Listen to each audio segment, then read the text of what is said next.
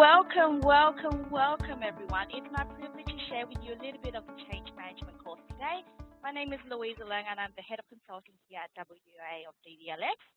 It's going to be over the next 30 to 40 minutes. I'm going to share with you a few pages out of the change management certification. We will be going through the change management certification. I will be referring a lot to what industry standard known as. But today, to get us going and to get the show on the road, I just need a little bit of lag. I see it. Lovely technology issues. Every time we've got a bit of new technology in-house. I'm going to show you the book to start with. This is actually what we're going to be referring to for the next 30 to 40 minutes. And here we've got the change management course. What we're going to do is we're going to take a few pages out of this today, and we're going to look at how it applies to you. Okay. Bear with me one moment. To get us going on the road, I want you all, if you can see on your side panel for everyone, you'll see this little hand. And on your side panel, you see this little hand. I want you to click on the hand for me if you like change. If you like change, I want you to click on that little hand for me, please. I'll give a few seconds for everybody to find that little hand on their side panel. Just let the votes come through.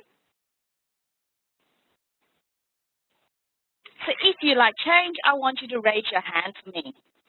And they're still coming through. More hands. Brilliant.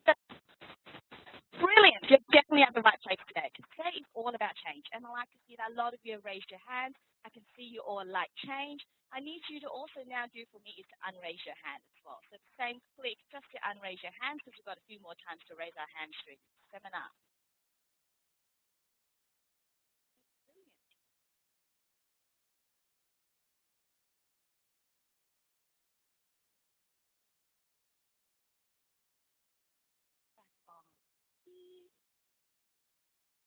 So today I'll be referring to the change management course. It will be slides straight taken out from the DDLS change management certification. It will also be taken out straight from reference from the book. This book is based on the change management body of knowledge, so from the SIMBOK. Many of you will know this from the Change Management Institute. So change is everywhere. And when we talk about changes everywhere, I want you to think about not just change in your organization, but change in your personal life as well. Change on a daily basis. We definitely go through change even as individuals. When we are talking about change today, I want you to refer back to change outside your organizations, but in your personal life as well. Everyone says they like change. A lot of you raised your hands to me previously and said you like change.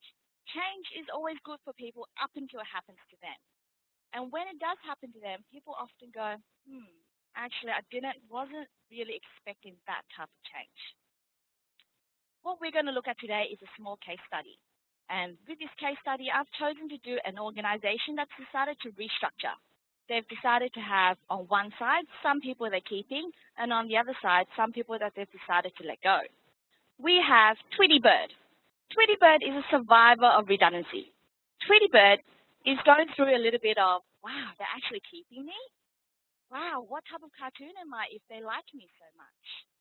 Tweety Bird starts to start thinking about, but am I really safe? There's other people that's been made redundant, why would they keep me? Tweety Bird starts thinking about, what about the new processes? What about how things work? How will my team look? What is my structure? What about all the what ifs?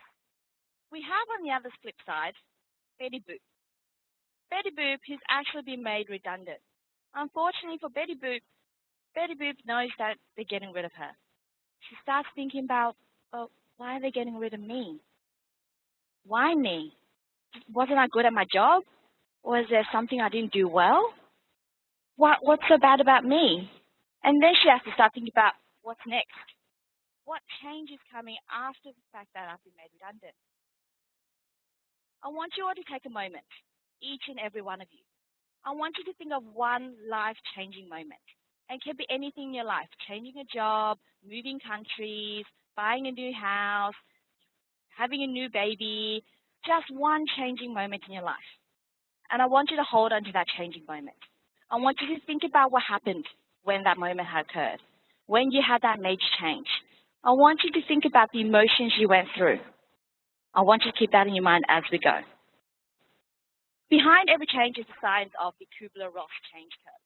Kübler-Ross came up with this change curve to deal with grief when you lose a loved one. Here on the vertical axis, they've got this thing called morale, energy, performance. This is how much energy, how much enthusiasm, how much productivity you've got. And at the bottom is where they've got the time. The horizontal line is the timeline. This is a case across time. You'll see the curve goes through time. Time is the crucial essence when it comes to change. People will deal with this at different time paces. The time scales will occur differently. In our curve, you'll see it goes slightly up and dips relatively down before it can climb back. What we're going to learn is that there are 7 stages to the Kubler-Ross change curve.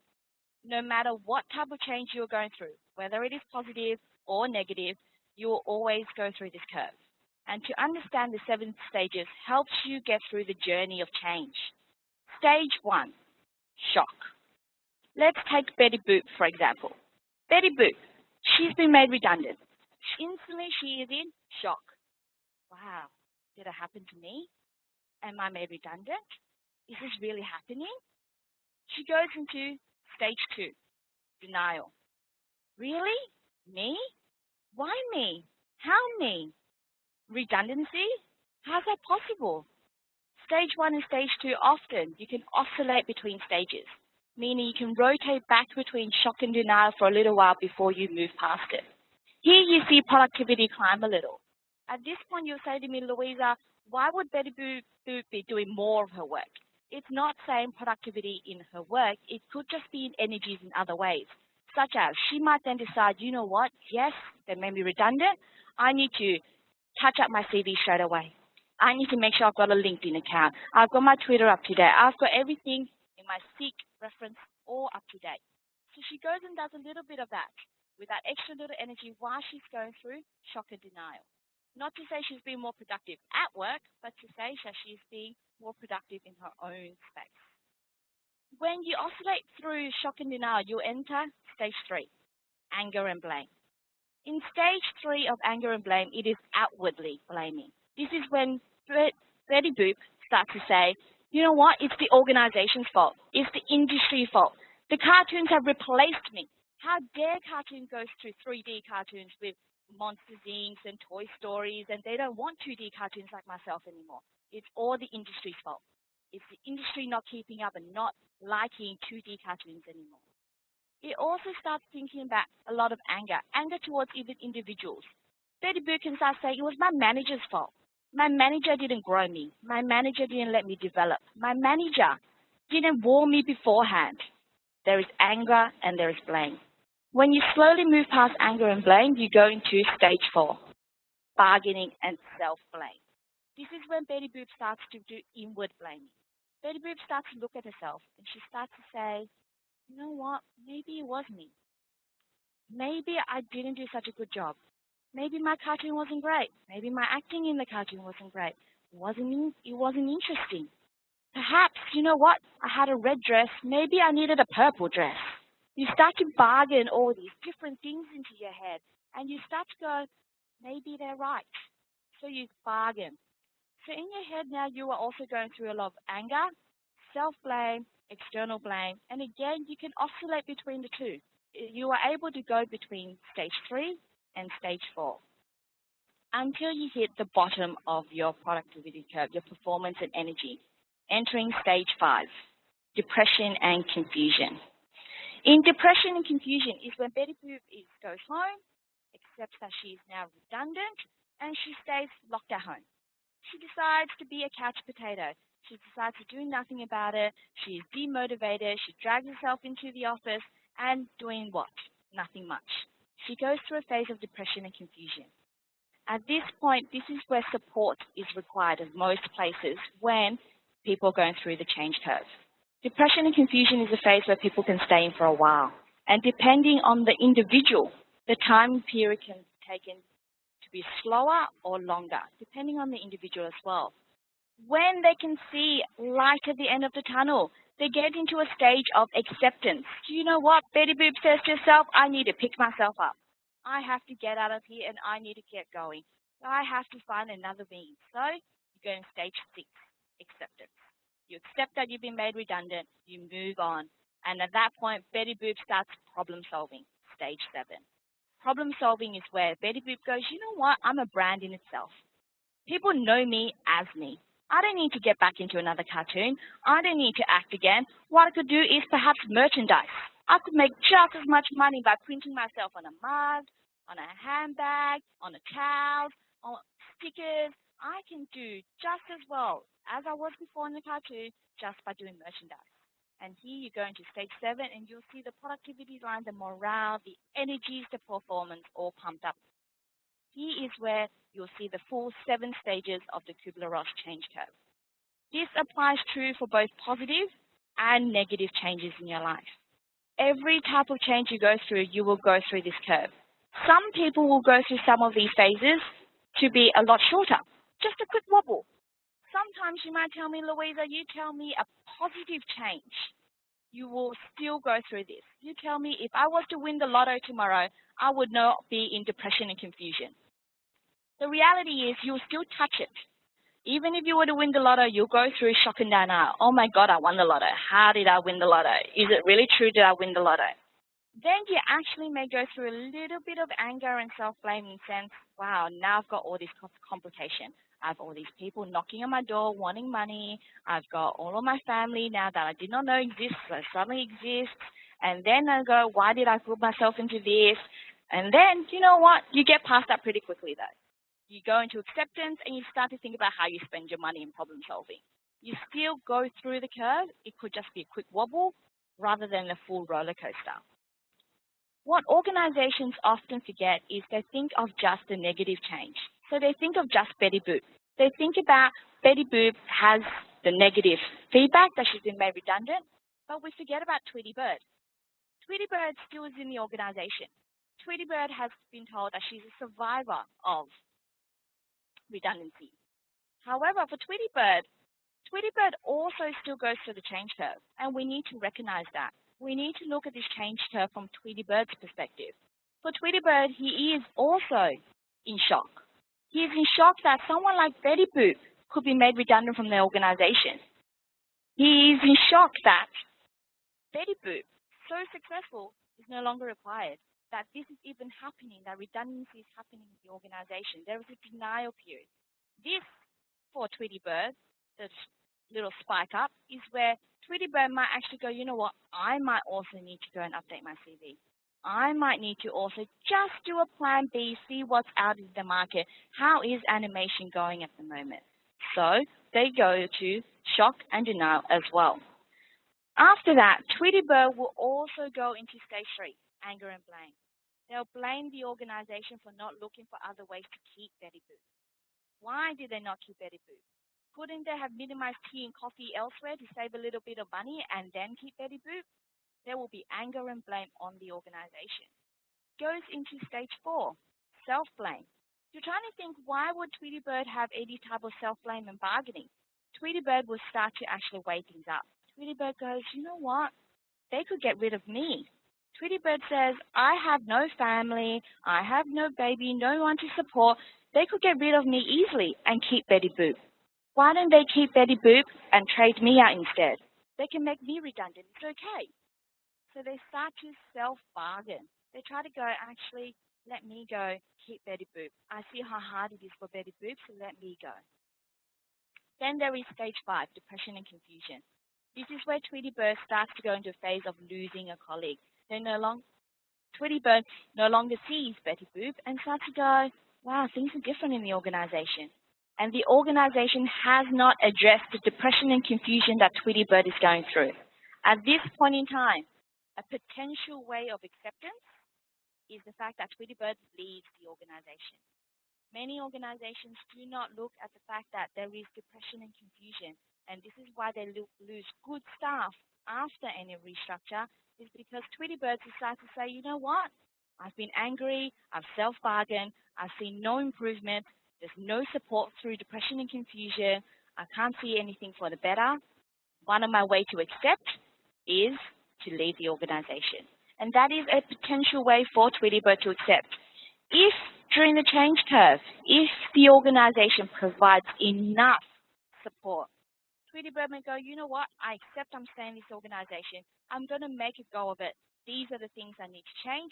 Stage 7, these are the things I'm going to do, my problem solving. I want to try these new processes to try and make sure that everybody else still stays, that the organization stays as it is, and the industry for animation, for 2D cartoons is still just as great as it used to be. So again, you need to see from both this change curve, positive and negative. I want you to reflect back on that moment I asked you to hold on to. That one moment in your life that you went and had a major change.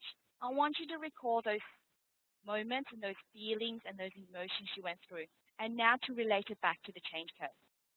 Kubler-Ross Change Curve here shows the 7 stages. You will now be able to see that you went through the 7 stages. Some parts more prominent and some parts not as prominent. Again, you would still go through all 7 stages.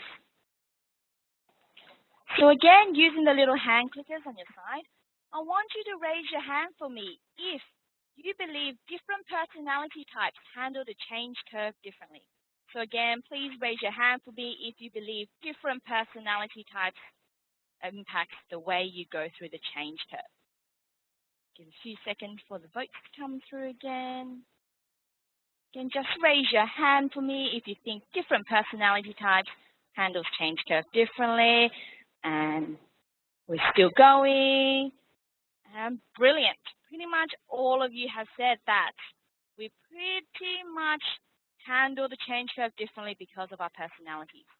And because of that, we need to start exploring different personality types.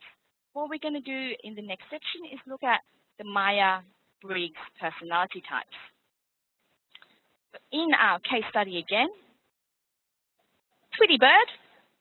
A little bit about Tweety Bird.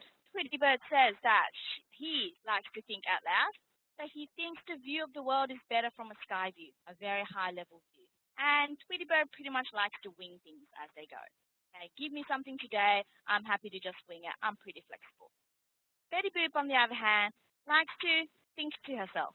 She wants time to digest things, but she wants the detail.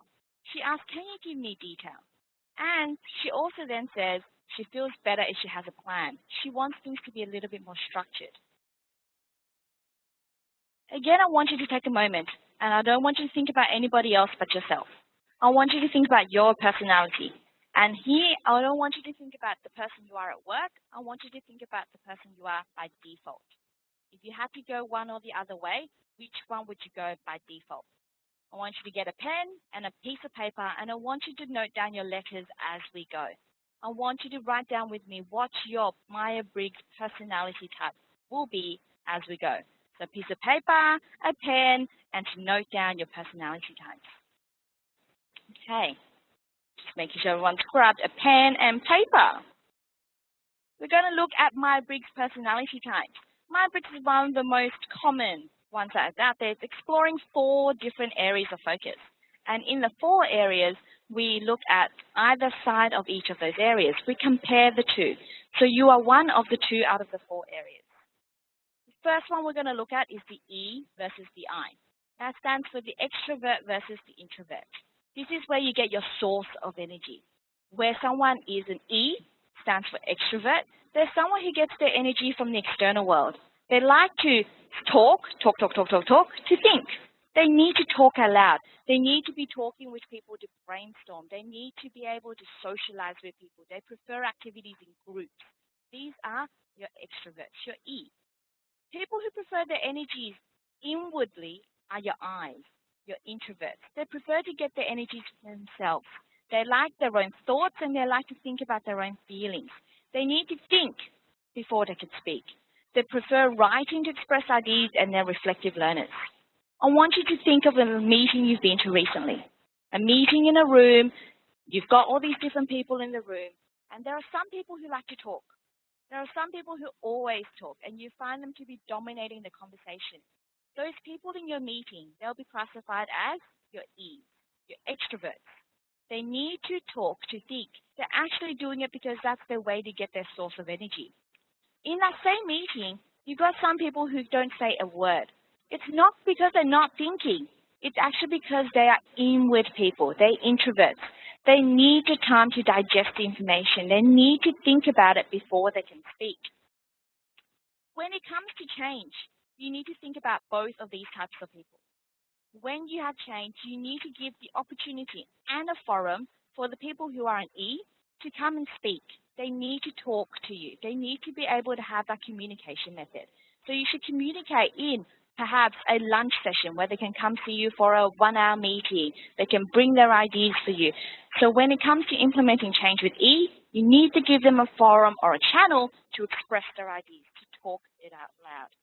People who are an I, you need to give them time to digest everything that is happening. So the earlier you communicate your change, the better your change initiative will be, because you're allowing people who are I's, your introverts, to be able to have that time to reflect. A quick way for you right now to decide whether you're an E or an I is to think about after a public speaking session. Do you feel pumped? Do you want to go to a party after a public speaking session? Do you want to go to the bar? Do you want to go out? Do you want to go for a 5-kilometer run? Do you have all this extra energy after public speaking, or do you feel completely drained? Do you feel like you just want to go home, have some quiet time, get on the couch, read your favorite book, have your own peace? If you're the type who wants to be pumped and you want to go for a party after a public speaking session, you're more likely to be the E. If you're the person feeling drained after a public speaking session, you are an I. So note down whether you're an E or note down whether you're an I. The next ones that we're comparing is sensing versus intuiting, the S versus the N. This is how you digest information, how you like to work with information. The S stands for sensory data, so sensing. Here's where people pay for facts and statistics. They like things to be very orderly. They like to know exactly the detail. So people with S are people usually in your finance, accounting. They want to know to the very last cent. Your people with your I are your big picture people. They like everything at a high level. Your N's like to stay up here. Your S like to go down to low level of detail. In that same meeting we were talking about that you've lately been to, in that meeting, there are some people who even print out documents and come to your meeting with all the information they know, with all the homework they've done, and those people are your S. Those people want to have the information. They need the data. They need the statistics. That's their personality preference. Then you've got your N. In your N, they're people who come to a meeting. They may not even have read the agenda. All they read was the subject title of the meeting. They have a general idea what it's about, and they're happy to get into the meeting and talk big picture. High level, let's bang a few things out, let's move on. Let's not go into the low level detail. These people are in N for intuit, they follow their intuition. They look for meaning behind the facts. So your S are the people who look for data, and your N for your big picture. N up here for high level, S for data, low level down here. What we're trying to look at here for change is that you need to provide for any change initiative. You need to provide enough information to suffice the people who prefer S. People who prefer S need to have data. So you should have an internet page up with information. You should have a go-to site somewhere. You should have a go-to person. You should, in any type of email, you're going to communicate via email, have attachments with more information, stuff that they can refer back to. So they are therefore looking after the S. You are making sure that in your change initiative, you're helping people move through the change curve by providing the information they need to get past depression and confusion. In N, even if you attach those documents to people who are big picture, they probably just won't read it. And that's okay, because you're trying to cover for both. The people who want big picture that don't want the information, that's their choice to not read the information. But you need to at least have the information there to suffice for the people who are in N. Quick question for you to decide whether you're an S or an N is if you were asked to make a painting. You've been told to please do a painting of a natural landscape. Would you want to know the detail? Would you want to ask how many trees there is? What part of landscape am I painting? The forest, the ocean, a sunset? Would you want to know what type of paint you're going to use? Is it canvas? You're going to ask how big is it? How small is it? Do you want to know detail? Or are you happy enough to just leap into it? Are you the type of person that says, someone's told you, make a painting, it's natural landscape, and you're willing to go out and get what you need to just do the work? Do you think it's enough information to get going? At this point, if you are the detail, you're an F. If you would like to just leap into it because you know enough now, it's big picture, you know it's landscape, you know it's a painting, then you are an N. Again, note down whether you think you're an F or an N. The next one that we're comparing is the T and the F, the thinking and the feeling. This is how you make decisions, whether you are thinking or whether you are feeling. The T is for rational thoughts. These are people who think with logic. So to make a decision, you have to think about it. Think about the right answer. You think about the most appropriate answer for that problem. It has to be logical. These people think with their minds, with their heads. You are a thinker with your head. It has to be 1 plus 1 equals 1. Oh, sorry, 1 plus 1 equals 2. S here are people who feel. Your feelers are people who go with your empathies, they're compassionate, they go with their values and their beliefs. And a person who is F makes their decisions purely on gut feeling. A person who is an F usually wakes up in the morning, looks out the window and takes a look at, oh, there's a bit of clouds. My gut says, you know what, I should bring a jacket with me, I should have an umbrella with me. Your thinker, most likely, is going to actually want to go onto Google, take a look at exactly what the weather forecast will be today, really see, is there even a chance for rain for me to even carry my umbrella? Your thinkers think with your head. Your feelers think with their hearts. So you've got people who think with their gut and people who think with their mind. In that same meeting that we're talking about, you will see some people who cannot make a decision on the spot because they feel they cannot make that decision at that point in time. You need to be able to have that empathy with them.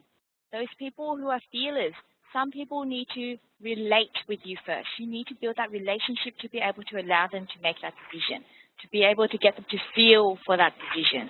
Your thinkers, as long as you've got all of the logical things for them to make a decision, they may be able to make a decision on the spot for you. Here, for change initiatives, you need to be able to have that empathy. You need to be able to show that for the people who are your feelers. For your change initiatives, people who think and people who feel, you need to be able to have approach for both. The logical, the right way, the rational thoughts, as well as understanding the empathetic thoughts. Here, on your next holiday, the question to ask yourself, when you think about your next holiday destination, do you logically look at it? Do you look at it and go, how much money have I got? What type of season am I going in? Is it going to be snowing? Is there going to be typhoon? How's the security there? Let's look at tripadvisor.com. What are the reviews there? Do you think about your next holiday destination by looking at it at a logical approach? Or do you just go, I feel like going to Bali because I'm tired and I feel like a resort? I feel based on your feeling. A decision that you just do it. Probably are going at the wrong time. It's probably monsoon season for Bali. It's probably going to be raining lots, but you don't mind. You've made your decision up because you made it by a feeling. If you believe you're the type who makes a decision with your gut, you will be an F. If you're the type who needs logical flow, you will be a T. So note down your T and note down your F. The last part we're looking at is judging and perceiving. This is where it's your way of working, your J and your P. Your judging are people who are cut and dry. These are people who like to follow a plan. These systematic, methodical people. In other words, you've seen these people. They like to have a list of things to do, and they like to go tick, tick, tick, tick, tick. These people like to go shopping with a full shopping list, and they want to go through item by item because why? They like a plan. They need a plan. They need structure. People who are J, that stands for judging, are structured. Okay? They like things to be structured. They want to follow a plan. They don't like to leave things last minute. They want to close things off. If it's on their checklist, they're going to tick off that item. People who are a P is classified as perceiving. These are open-ended, ambiguous situations. Spontaneous. You kind of go with the flow. These are people who will tell me they like to wing it. You're just going to wing it. You don't mind a bit of urgent work, a bit of last-minute work. It's okay if there's unstructured. Doesn't matter if there's no plan. You make a plan as you go. Those are the P, perceiving. You can make a plan as you go. Back in that same meeting, You'll notice people, the way they like to work, J's would like an agenda. They need an agenda to follow. So for people who are J, you should always have an agenda for your change initiative. Have a change plan. When in particular are you going to do something? When's the next change initiative? When's the next change communication? When is it expecting to happen? You should have a change plan. These will definitely ensure people go through the change curve comfortably for people who are a J. For people who are as a P, even if you had a plan there, they probably will go, okay, there's a plan. I don't really need to follow it. Whatever happens the next day, you tell me will happen. Okay? They'll come to the meeting probably without even looking at the agenda. But they're there and they're okay with the last minute changing. They're able to adapt if the meeting was to change. That is your P. Here, a good question for you guys to look at is your wardrobe. Reflect back into your wardrobe. Is your wardrobe completely neat? Is it all structured? Does it have all your t-shirts together, all folded, maybe some colors or whites, your socks, your undergarments, everything segregated? It has an order to it, the short sleeves, long sleeves, pants, skirts, dresses. Or is it kind of just called organized mess? Kind of got all your clothes in your wardrobe, it's kind of all there, and somehow or other, the people who's a P will actually be able to still find that one t-shirt you're talking about because they know where to find it in their wardrobe. If you are all neat and formatted wardrobe, you're a J. If you are organized mess, you're a P. So I want you to take that time to note down whether you are the J or whether you're the P.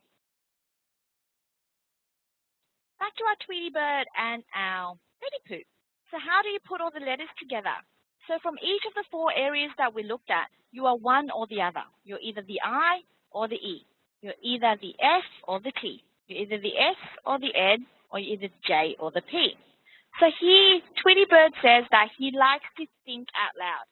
Thinking out loud instantly makes Tweety Bird a E, an extrovert. Tweety Bird says he likes to think from a sky view is better. The fact that sky view is very high level, he likes high level items, that makes him a N, intuiting.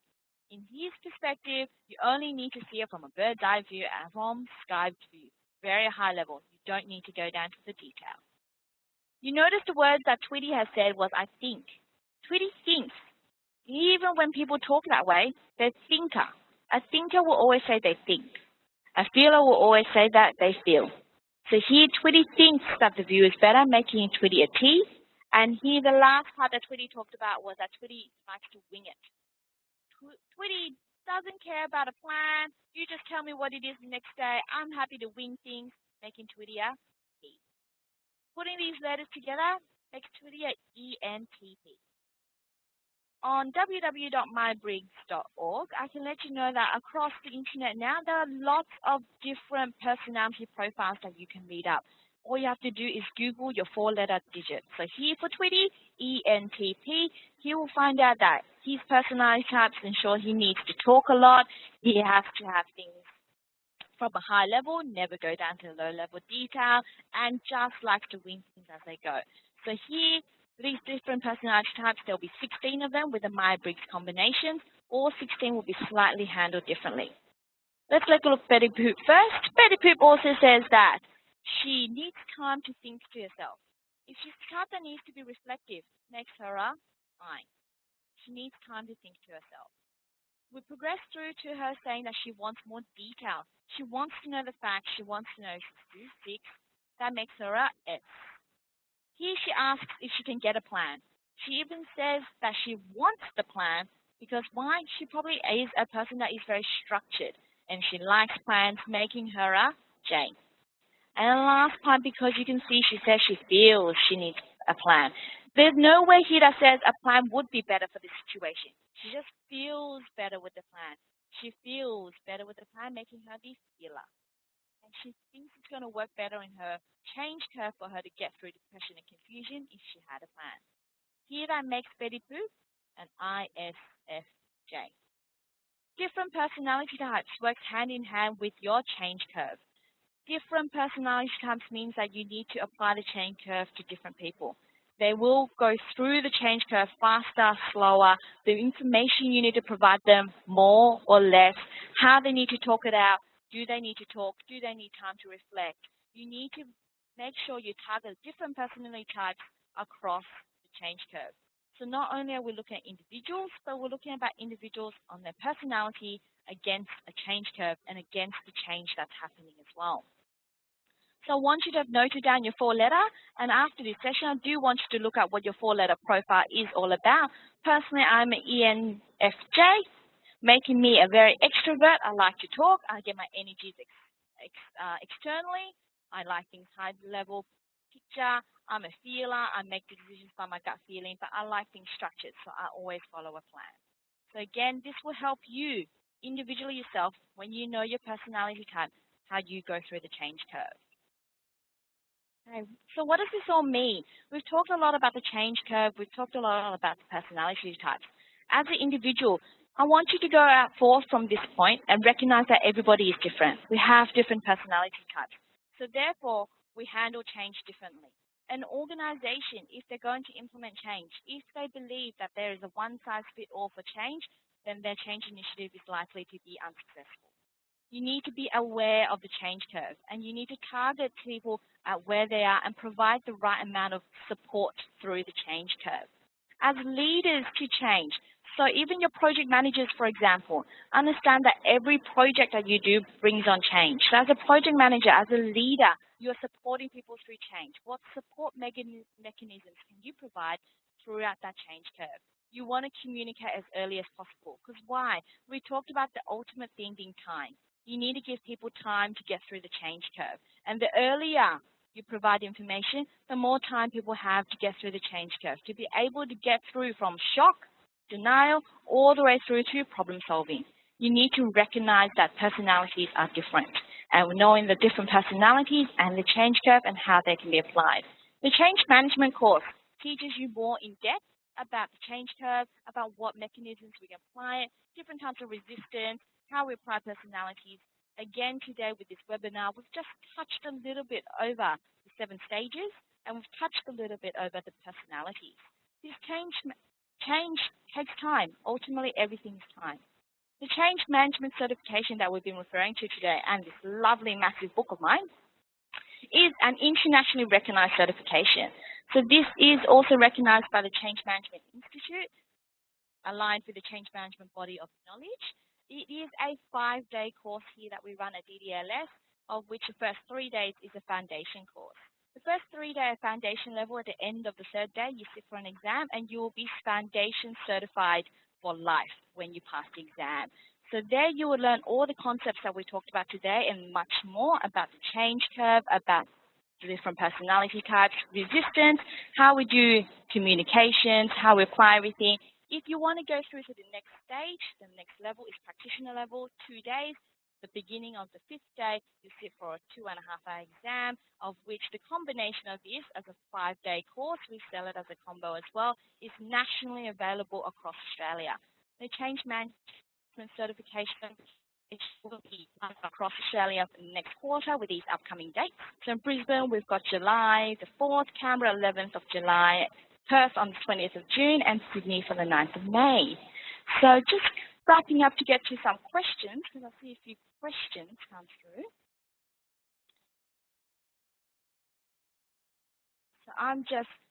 So to put questions through, just type into the panel. Thanks for that, Lulu.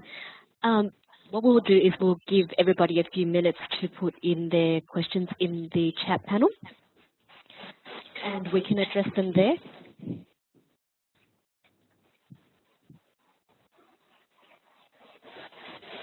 Okay.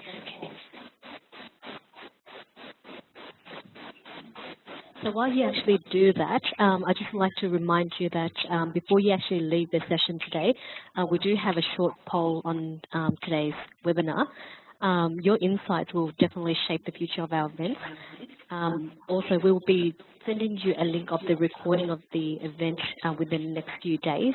So keep an eye out for that. But if you want more information, please get in contact with us at www.ddls.com.au, or if you'd like to ask any questions after this session, we can actually address them at training@ddls.com.au. So, Lulu, there's a few questions that's actually come through at the moment. Yes. Okay, so the first one is, what is the maximum participants allowed by the course? Per session? Per session. Per session, you could do about 20 per session. 20 per session, thank you for that.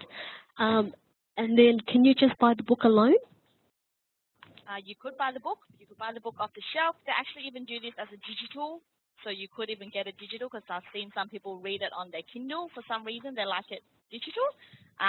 If you were to read this book, I would personally say to you, it is very hard to digest. I read a lot of these type of textbooks, and this one in particular is quite hard to read on your own without someone explaining some of the details to you. But by all means, you can definitely purchase this off the shelf.